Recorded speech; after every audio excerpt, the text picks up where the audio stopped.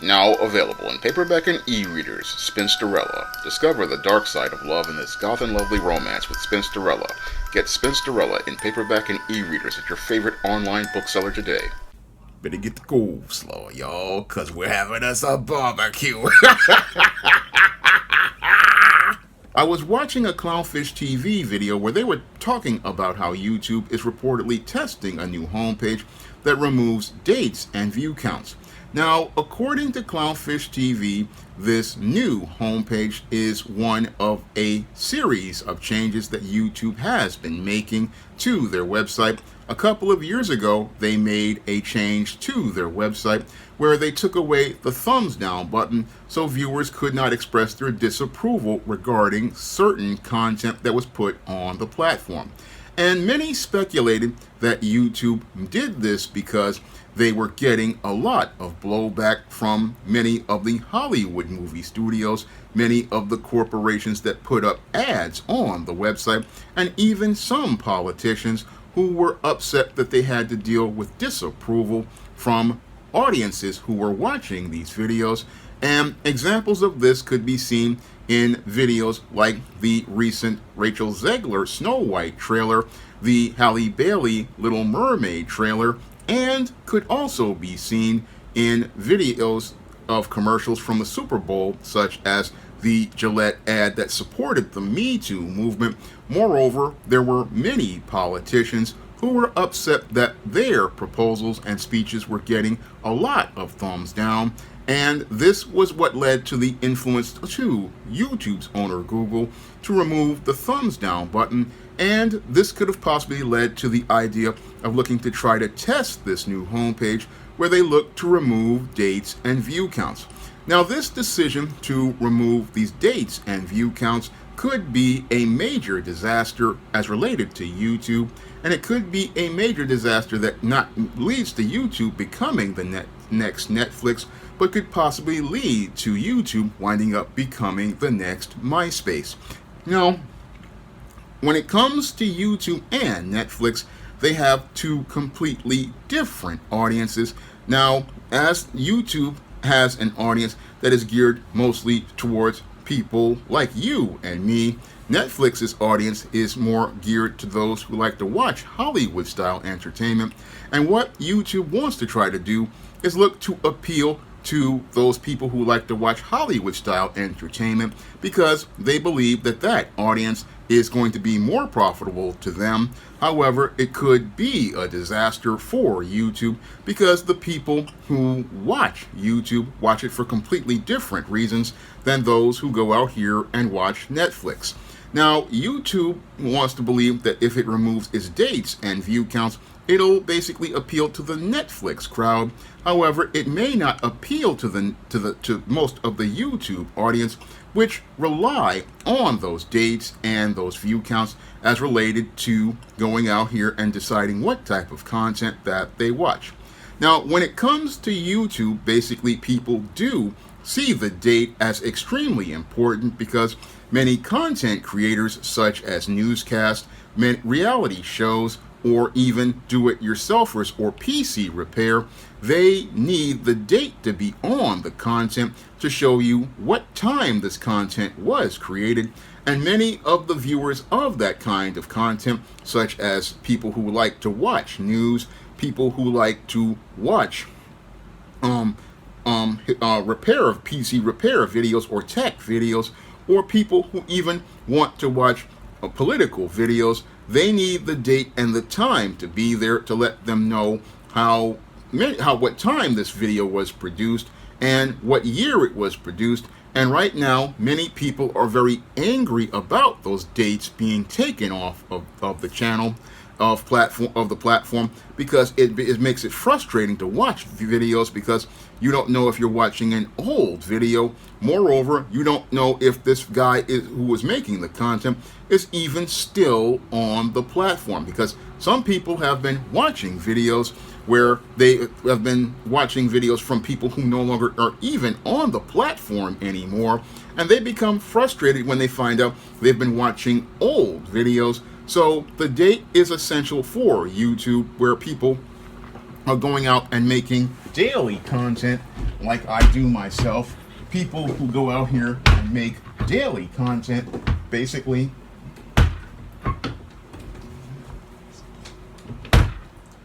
make daily content. We make daily content, and people need those dates to know what day this video was made and what year it was made. And that's what's really frustrating to a lot of viewers who don't want to sit there and watch videos from 5, 10, or 15, 16, years ago, where they basically are just sitting there watching an old video. That's what's aggravating to a lot of viewers as related to this so-called proposed new homepage that removes the dates as related to the content. Now, as related to the view counts, people we need those view counts, because what the view count tells you is how a video is performing.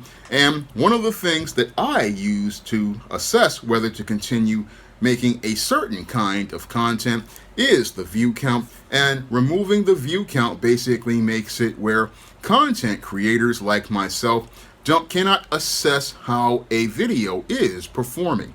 It's very frustrating when you look at YouTube's proposed plan to again remove the dates and the view counts, and it basically is making it where it makes the site harder for not only the viewer to use, but also for content creators like myself to use. And this whole plan could possibly again backfire very badly for YouTube in its efforts to try to make their site be able to create content like Netflix, because the problem with trying to make YouTube like Netflix is it takes away from the original mission of what made YouTube YouTube. Now, I'm old enough to remember when YouTube had the mission of broadcast yourself, and the site was mainly focused on people broadcasting themselves, doing their everyday lives, and making videos like I do from a bedroom or a living room or a kitchen, or just going out here making videos about their passions. However, there are those in big business who don't really like YouTube, such as executives in Hollywood or those corporations that go out here and make lots of money on commercials and advertising, and even some politicians who have basically seen their approval rating completely change as new people have been coming to YouTube presenting different viewpoints. And what they basically want to do is try to get YouTube to stop being YouTube and start being more like mainstream television. And that's why they want to steer YouTube in the direction of becoming like Netflix.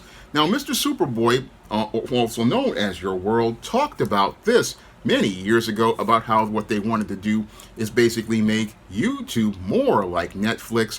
And again, this whole test of looking to remove the dates and the view counts is another step in that direction, another step in the direction of trying to make YouTube more like Netflix. But this may backfire very badly for YouTube, because again, I'll repeat it once more, when it comes to YouTube, its audience basically is watching the platform for a completely different set of reasons than they watch Netflix. And the whole core audience of YouTube is basically regular people like you and I watching other regular people like you and I, and we're not interested in going out here and watching Hollywood celebrities like they have on Netflix, or watching the kind of content that they produce on Netflix. Now, what makes YouTube completely different is content, and on the internet, content is king. When it comes to a website, it's basically going to get most of its foot traffic primarily from the content that's on the platform, and the content has to be unique and distinct in order for it to maintain its following. Now, YouTube right now is the #1 platform for streaming, and it's the #1 platform for streaming not because of entertainment content like movies or TV shows. No, it's the #1 platform for streaming because it features mostly content creators like you and I, and viewers of that kind of content like you and I. And most of the people come here to watch certain people that they've gotten to know. I know for myself there are people I like to watch, like Mad Black 80, people like Your World, Mr. Superboy, when he was on the air, Professor Black Truth, The Business, Sprayway Customs, Goon Squad, V-Tuned. I mean, I could sit here and name lots of different content creators that I have enjoyed watching over the years, including Clownfish TV. And I come here for a completely different type of content than I would if I were going to one of these paid streaming services like Netflix. Now, when it comes to Netflix, they are out here making entertainment content, and they can basically pay for that content by going and buying content from the movie studios or leasing content from movie studios like Warner Brothers Discovery, Disney, and Paramount Global.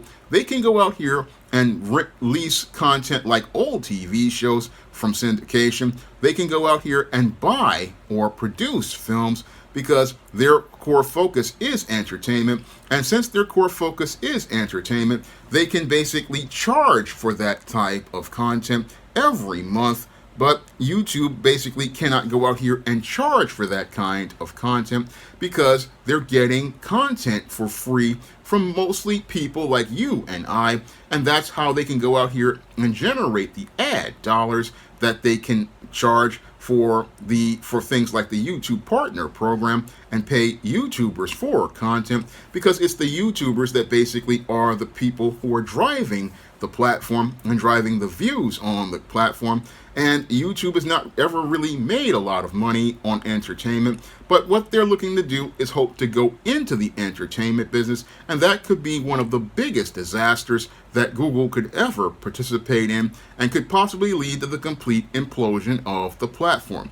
And it could possibly lead to the implosion of the platform because YouTube is not known for curating content like entertainment content, nor is it having known for going out here and being able to finance that kind of content the way Netflix has been able to do.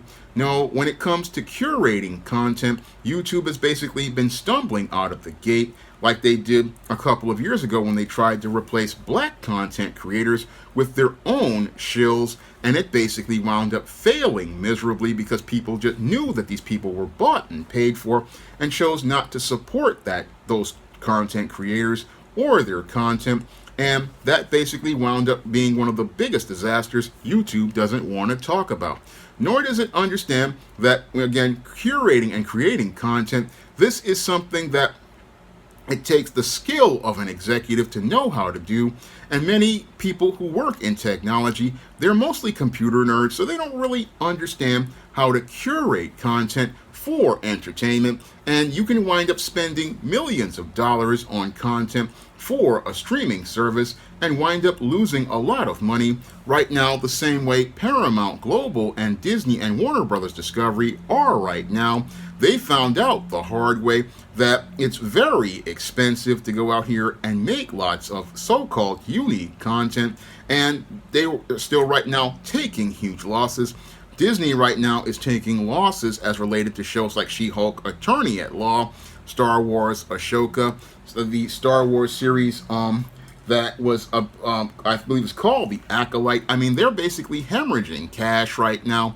And when it comes to Warner Brothers Discovery, they're basically taking huge losses on a lot of shows. Same thing with Paramount Global, and YouTube, being a novice as related to creating this kind of content, could possibly take the same kinds of losses, and could take the same kind of losses because they have even less experience at making entertainment content. And again, entertainment content, making it is a challenge, and right at this point, it's not really a smart bet to walk away from the free content that you have that's driving foot traffic to go into trying to make your site like Netflix, when Netflix's whole business model is completely different. Now, when it comes to Netflix's business model, which is something YouTube executives don't really understand, Netflix's business model is basically similar to that of syndication, where what they do is basically go out here and go out and lease old shows like that are popular, like Seinfeld and Friends, and also go out here and make their own original movies. And they basically make content that is of such high quality that people wanted to go out here and spend money to go watch it on their streaming service. They would spend the money because the content, one, was exclusive to that streaming service, two, that content was available all the time, and three, they had the convenience of being able to watch it whenever they wanted. And when it came to this content, it was something people cared to watch. But with YouTube, the model is completely different, where there isn't much as related to exclusive content. No, there isn't much as related to exclusive content to be able to warrant a price for that content. No, YouTube's content basically comes from regular people like you and me for free. And with it coming from you and me for free, basically the advertisers are getting free content to go out here and be able to put their ads on and put in front of people. And that's where it has the disadvantage that Netflix doesn't have. I mean, Netflix has a captive audience of people who go out here and spend money to go see it. But YouTube gets most of its money from advertisers, and with it getting most of its money from advertisers, it basically is the content that's driving the site. And if you go and try to go appeal to the Hollywood types, you may wind up alienating the core base of what made YouTube popular, which is people like you and I, because most people don't come to YouTube to watch entertainers or watch that type of entertainment content unless it's something like a video that's been, or a movie that's completely out of print, such as a movie like Vindicator or a movie like Tanya's Island, where you just can't find it anywhere.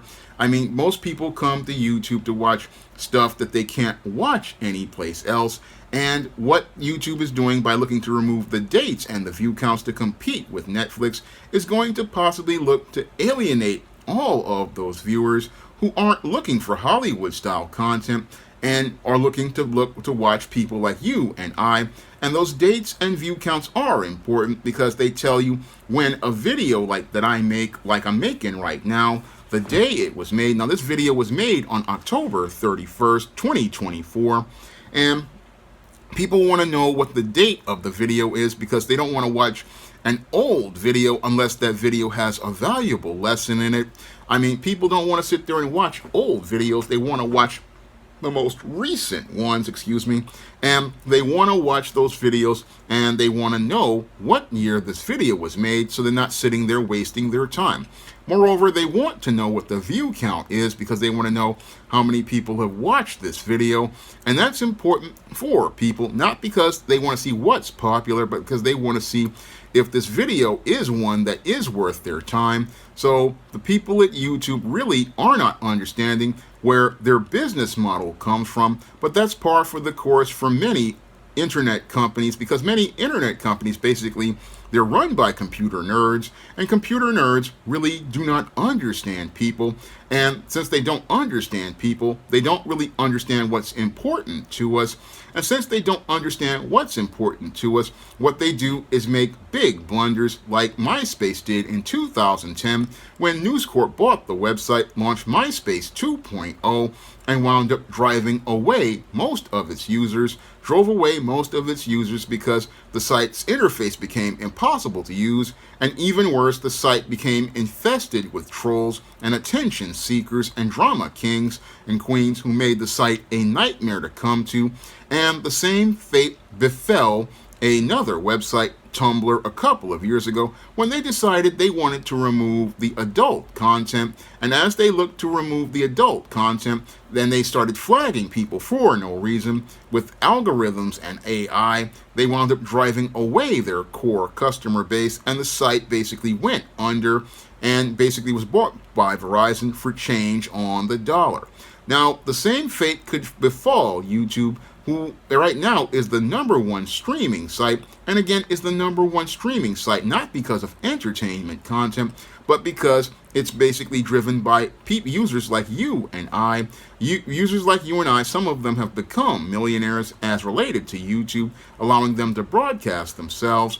And what YouTube is basically looking to do trying to appeal to Hollywood and these corporate types and these politicians could lead to people walking away from the site, and could be, again, just a major boneheaded disaster, because again, people watch YouTube for different reasons. They watch YouTube because they want to watch recent content from content creators. They want to be able to assess where this new video is.